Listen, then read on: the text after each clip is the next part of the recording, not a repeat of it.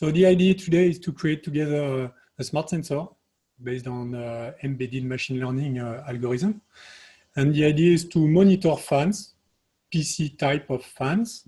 So let's do it, and we will do it without any mathematics involved, without any server, cloud, or connectivity from the sensor. It may take us like 20 minutes to do the algorithm, the main algorithm. It will run on a Cortex-M, and this one is an M4, a standard one, nothing fancy. It may use less than 10 kilobytes of RAM and works on every PC fan on Earth. Just you to understand the philosophy behind Cartesiam. Usually when you create, when you think about embedding machine learning in a smart sensor, the way to do it is, the first step is to grab data, as Joel told you. So maybe you will find some fans and you will collect some data from there, put them in a database using a machine learning engine like TensorFlow, for example. You will create a static model, and this model will be sent inside the devices to use it as inference.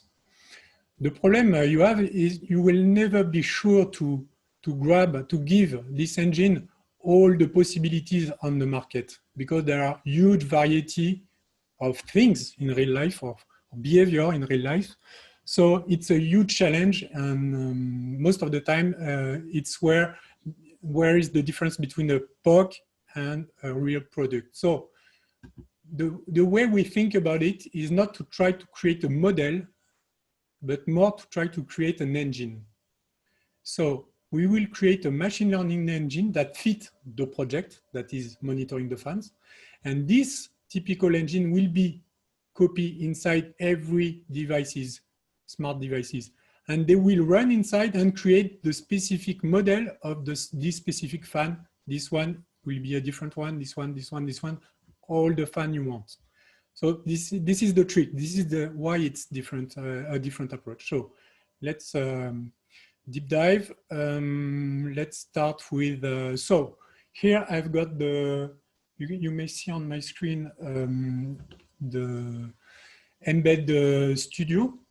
Just to show you that here I will put my sensor. So it's a Cortex-M4, a board from STMicroelectronics using an accelerometer. Nothing special here. And here I just put a RGB light so we can see the status of the sensor. And here you can see flowing the data, vibration data from the device. So I will turn on this fan. We'll see the fan, the air flowing. And now we are going to switch to Cartesiam NanoEdge Studio. So let me close the serial, open the studio. So the studio is a desktop software you can use on any Windows 10 PC or Linux PC. We will start by creating a project. I only have 20 minutes, so let's do it. Smart fan, let's name it the project. Our target could be an M0, M0+. We have the whole range of Cortex-M microcontroller available here, but we will use directly the board from ST, because this board is available for free on the free demo of the studio. So you can redo the same device on your own for free, starting at the end of this webinar. The maximum quantity of RAM, let's put 16 kilobytes and see what the engine can do with that. No description needed. The type of sensor, we are using a 3-axis accelerometer, but you can use current sensor, Hall effect sensors, generic sensor, if it's another kind of sensor. You can even combine sensors to create like a multi-sensor signal if you want to monitor complex things. So let's create the project. So the first step, we give the studio the capacity we have in our hands to create the device. Now, what we are going to do is give the studio some examples of the kind of environment, the kind of signal the engine will need to address in the future. So let's collect some data. We can use an already existing log file, but it's better to do it live. So let's connect to the port and say, okay, let's import one of the lines, should be enough, and start recording. So here, the board here, the main program inside, is in data logging mode. So it's just collecting the data from the accelerometer and sending it through the serial port to the studio. So you can see that there are already 27 lines that has been collected. We already import those. So this is our nominal behavior from a fan. And here the studio is going to check that everything is fine in terms of content, I hope. And give me some advice as a developer saying, okay, the file was not empty, there were only numeric values, so it's fine. So it's some helpers that try to and check for one column, constant, sample, duplicates, outliners, some things to help the developers. And here you have a preview of the signal, perfect. Let's go to the third step. And now I'm going to collect an example of an anomaly. So here I'm going to use a very high-tech solution that is the post-it. And I'm going to collect some lines from this behavior that is not nominal, just to give some context to the search engine. Oh, no, it's not COM1, it's COM32. Let's do it again.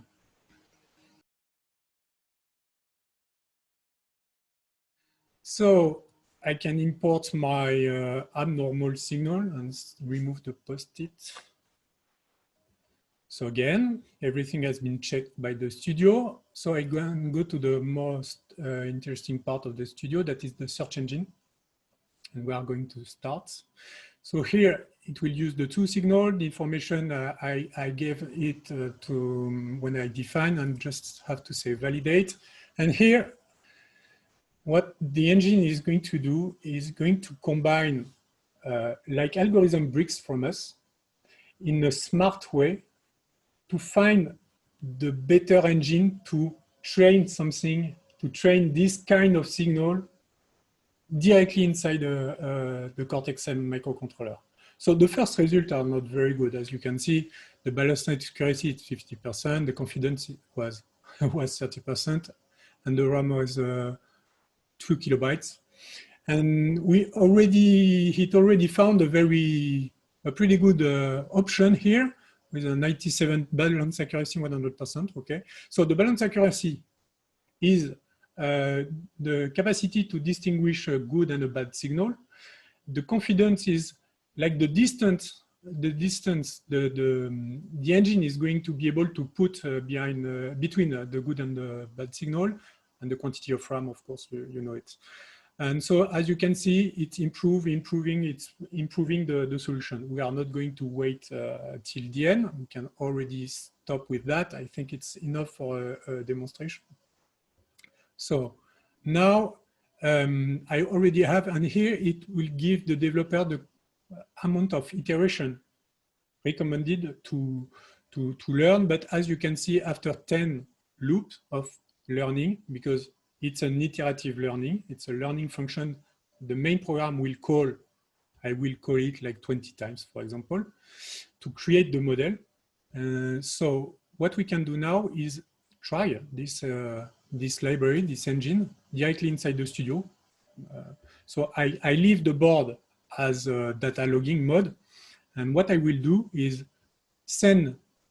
use the data flow inside the studio to emulate the library and to check that it's working fine.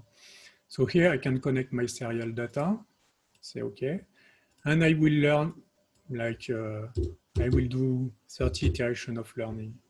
So let's hit record. The fan has nothing happening, so we can learn that behavior.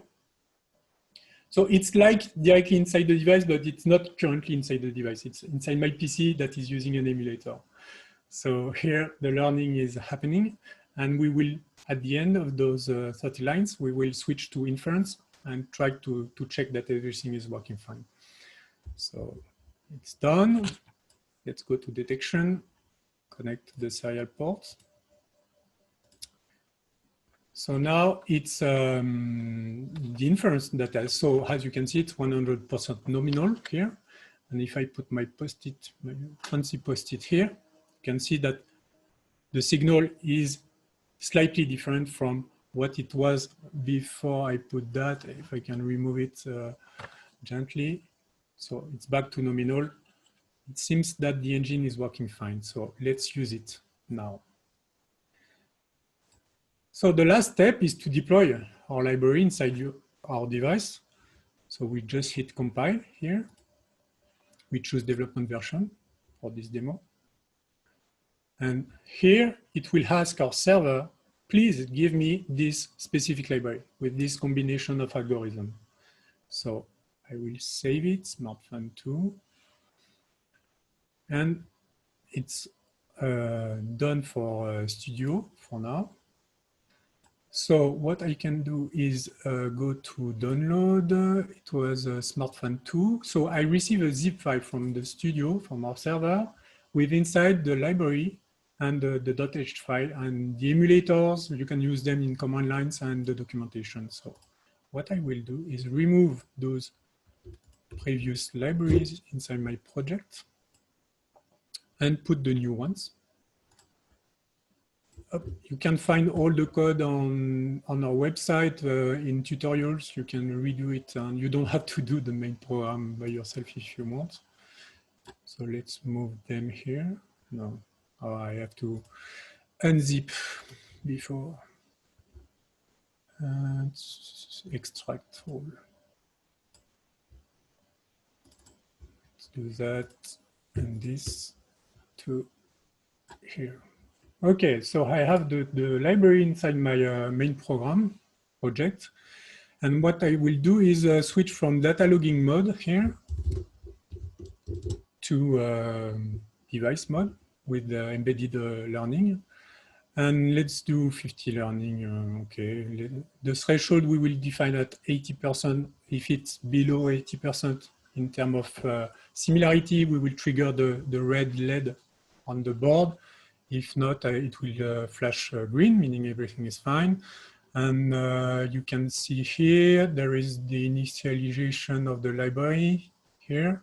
So the library is initialized here. And the data logging mode, we don't care currently. And here is the test mode. So first, we are going to do a learning loop 40 times, 50 times, I don't remember the value. So filling the buffer from the accelerometer and send it to the NanoJE learn function. Easy, it's a loop. And then we will enter an infinite loop that is going to do the similarity test. So similarity, NanoJE detect using the buffer.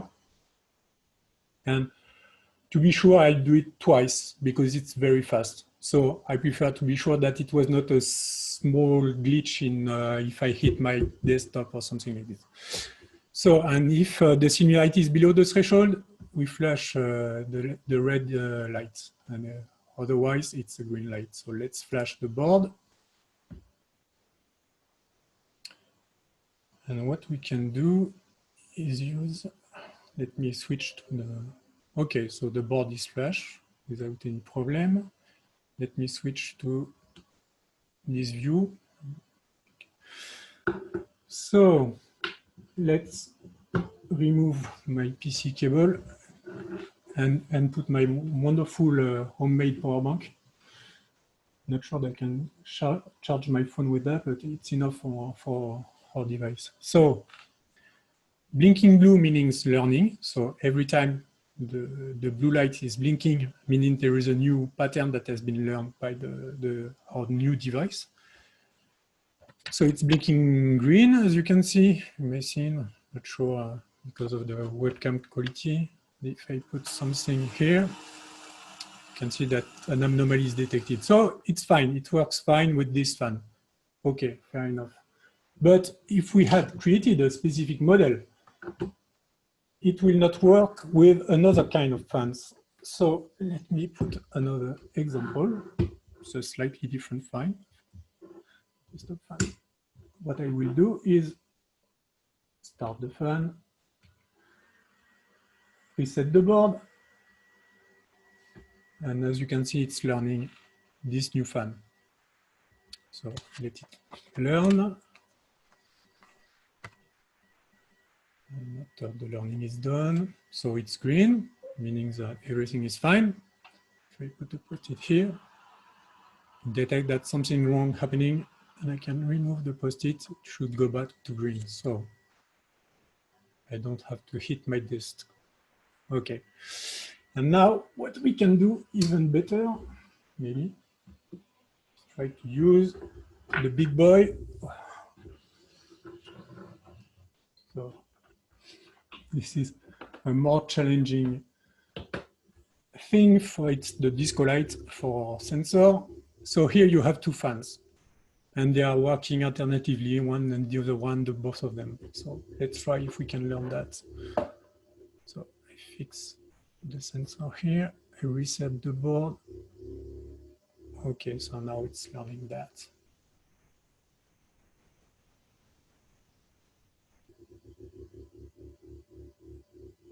It's very fancy on the webcam, those lights. So as you can see, it's green because everything is fine. And if I hit the fan, the red light is here to tell me that something wrong happened.